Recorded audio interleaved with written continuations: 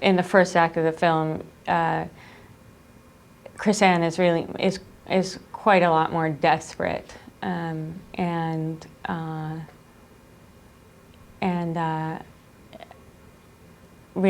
is really needing Steve to step up and help her out. And I think in the second act,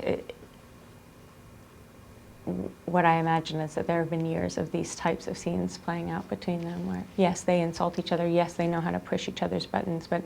also they kind of really know the map of the argument in a way. It's familiar territory at this point.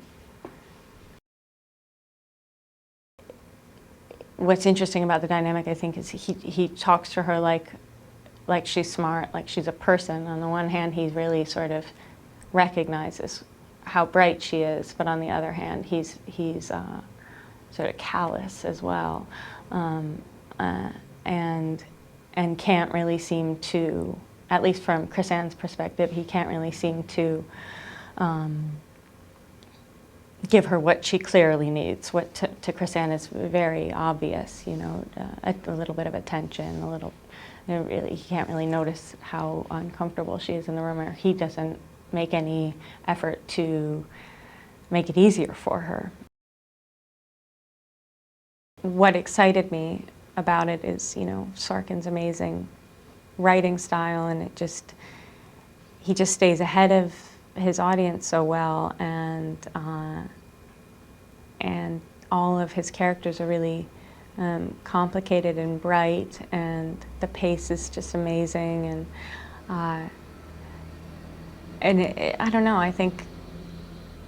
I've always been such a big fan of his writing that this really shows off some of his unique gifts to make something really, really riveting and interesting without, you know, cars exploding or any tricks or anything. You know, it's really just people in rooms talking, and it feels as thrilling as some kind of really twisted thriller. Michael Fassbender is kind of a really annoying person because, you know, he did a movie where he had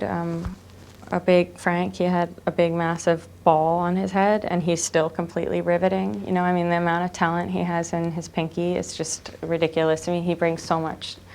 to this role, and you know, I'm just privy to this little slice of it, but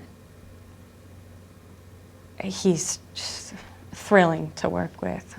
so electric and alive and surprising and natural, and